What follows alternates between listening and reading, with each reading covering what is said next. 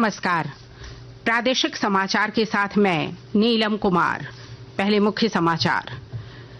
केंद्र ने चीन में जन स्वास्थ्य की स्थिति को देखते हुए जारी की एडवाइजरी। कहा, स्वास्थ्य संबंधी बीमारियों से निपटने की तैयारी की राज्य सरकार करे समीक्षा। Ayushman Bharat health and wellness का नाम बदलकर आयुष्मान आरोग्य मंदिर किया गया। आरोग्यम परमम धनम बना टैगलाइन।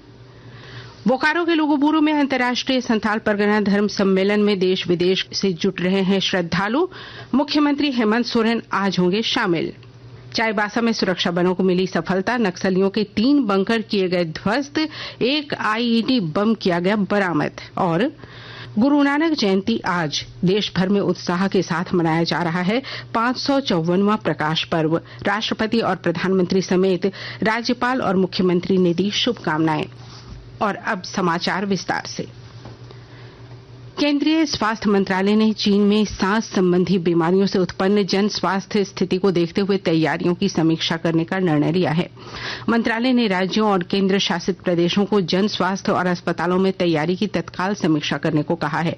उत्तरी चीन में हाल ही में बच्चों में सांस संबंधी बीमारियों के तेजी से फैलने की खबरें मिल रही हैं।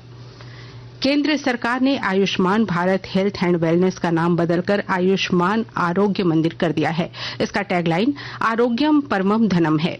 सभी राज्यों और केंद्र शासित प्रदेशों को एक पत्र के जरिए दिशा निर्देश जारी करके इसके वर्तमान नाम को उचित तरीके से बदलने को कहा गया है।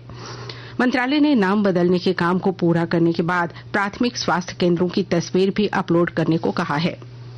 राज्य सरकार के 4 वर्ष पूरे होने को लेकर रामगढ़ जिले में 24 नवंबर से आयोजित आपकी योजना आपकी सरकार आपके द्वार कार्यक्रम में ग्रामीण बढ़ चढ़कर हिस्सा ले रहे हैं।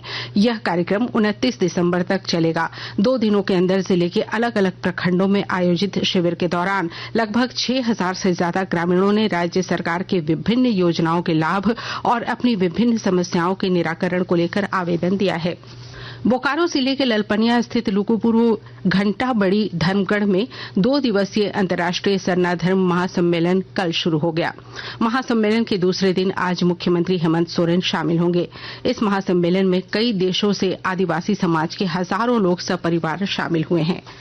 आकाशवाणी के ताजा तरीन समाचारों के लिए आप हमारी वेबसाइट newsonair.com पर लॉग ऑन कर सकते हैं। ताजा समाचार X handle @AIR news alerts और Facebook page All India Radio News पर भी उपलब्ध है। आप प्रादेशिक समाचार एकांश के X handle @AIR news _Ranchi और फेसबुक, इंस्टाग्राम पेज तथा YouTube channel AIR news Ranchi पर भी हमारे बुलेटिन सुन सकते हैं। प्रादेशिक समाचार आप आकाशवाणी रांची से सुन रहे हैं। शेष समाचार इस विराम के बाद। राशन कार्डधारी पीडीएस दुकानों में अनाज के उठाव के समय ही लगाएं अंगूठे का निशान। ई-पॉस मशीन से निकली पर्ची से अनाज की मात्रा का जरूर करें मिलान। निःशुल्क मिलना है अनाज, नहीं करना है भुगतान। खाद्य आयोग द्वारा जारी। गर्भवती एवं धात्र महिलाओं के साथ 6 से 36 माह के बच्चों को घर ले जाने वाला राशन, जिसे कहते हैं THR, मिलने का है प्रावधान। 3 से 6 वर्ष के बच्चों को सुबह का नाश्ता एवं दोपहर का भोजन है मिलना। सप्ताह में 3 दिन अंडा का है प्रावधान। खाद्य आयोग द्वारा जारी। पिछले 2 साल से लोगों के उत्साह को देखते हुए 15 नवंबर के दिन माननीय मुख्यमंत्री श्री हेमंत सोरेन द्वारा फिर से आपकी योजना आपकी सरकार आपके द्वार कार्यक्रम का शुभारंभ किया गया। हम लोगों ने ये प्रयास किया है, सरकार आपके द्वार के माध्यम से सरकार की आंखें, सरकार की आवाज राज्य के अंतिम व्यक्ति तक पहुंचे और हर एक व्यक्ति को विकास के कड़ियों से हम जोड़े। इस अभियान के अंतर्गत अबुआ आवास योजना, गुरुजी स्टूडेंट क्रेडिट कार्ड जैसी योजनाओं को लेकर आवेदन लिया जाएगा।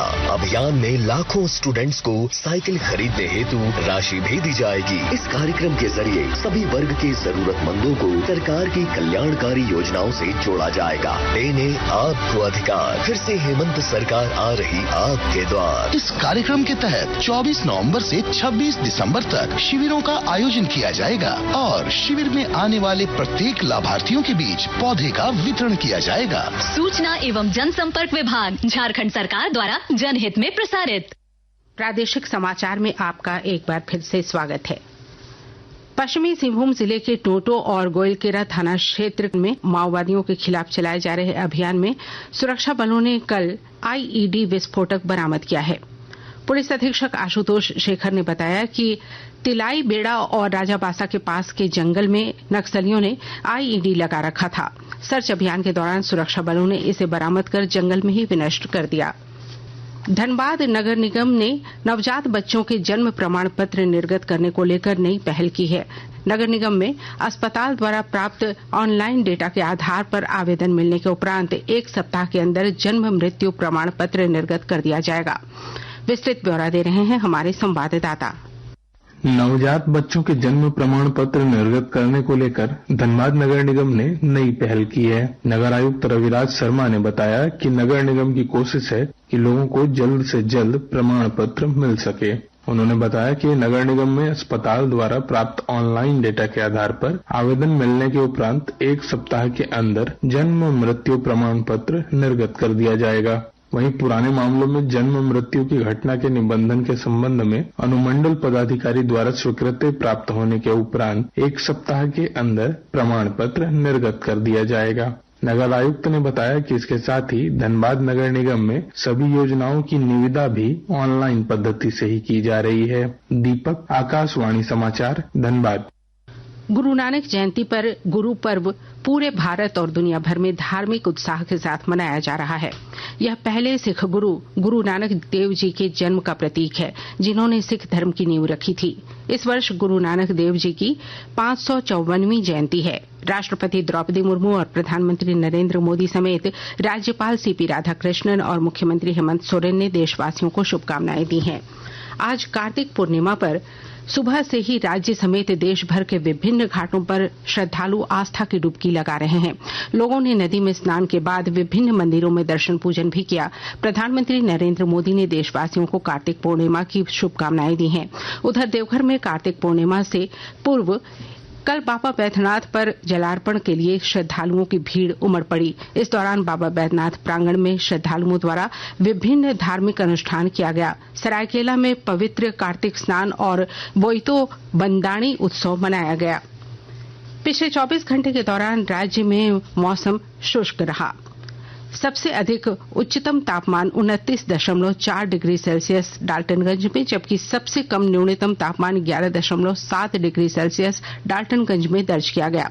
मौसम विभाग के अनुसार आज रांची तथा आसपास के क्षेत्रों में बादल छाए रहेंगे और मौसम शुष्क रहेगा, जबकि कल आंशिक बादल छा सकते हैं। और अब अखबारों की सुर्खियां। राजधानी रांची से प्रकाशित सभी प्रमुख अखबारों ने प्रधानमंत्री नरेंद्र मोदी के मन की बात में साझा किए गए विचारों और उत्तरकाशी में श्रमिकों के रेस्क्यू ऑपरेशन को अपनी सुर्खी बनाई है। दैनिक भास्कर ने लिखा है, उत्तराखंड हादसा 15वां दिन, अब सेना ने संभाला मोर्चा। टनल के ऊपर से 19 मीटर ड्रिलिंग हुई, नीचे सीवेज एक्सपर्ट मलबा हटाएंगे। दैनिक जागरण ने प्रधानमंत्री के मन की बात में संबोधन को पहले पन्ने पर प्रकाशित किया है। प्रभात खबर की सुर्खी है, लिट्टीपाड़ा के 23 गांवों में मलेरिया फैला, प्रशासन ने शुरू किया सर्वे। ख्रिस्त राजा पर्व पर निकली शोभा यात्रा उमड़े मसीही शीर्षक के साथ हिंदुस्तान ने पहले पन्ने पर फोटो स्टोरी प्रकाशित की है। अंग्रेजी अखबार हिंदुस्तान टाइम्स और द टाइम्स ऑफ इंडिया ने उत्तरकाशी में श्रम वीरों के रेस्क्यू के प्रयासों को पहले पन्ने पर प्रमुखता से प्रकाशित किया है। और अब अंत में मुख्य समाचार एक बार फिर। केंद्र ने चीन में जन स्वास्थ्य की स्थिति को देखते हुए जारी की एडवाइजरी। कहा, स्वास्थ्य संबंधी बीमारियों से निपटने की तैयारी की राज्य सरकार करे समीक्षा। Ayushman Bharat health and wellness का नाम बदलकर आयुष्मान आरोग्य मंदिर किया गया। आरोग्यम परमम धनम बना टैगलाइन। बोकारो के लुगुपुरु में अंतर्राष्ट्रीय संताल परगना धर्म सम्मेलन में देश विदेश से जुट रहे श्रद्धालु मुख्यमंत्री हेमंत सोरेन आज होंगे शामिल।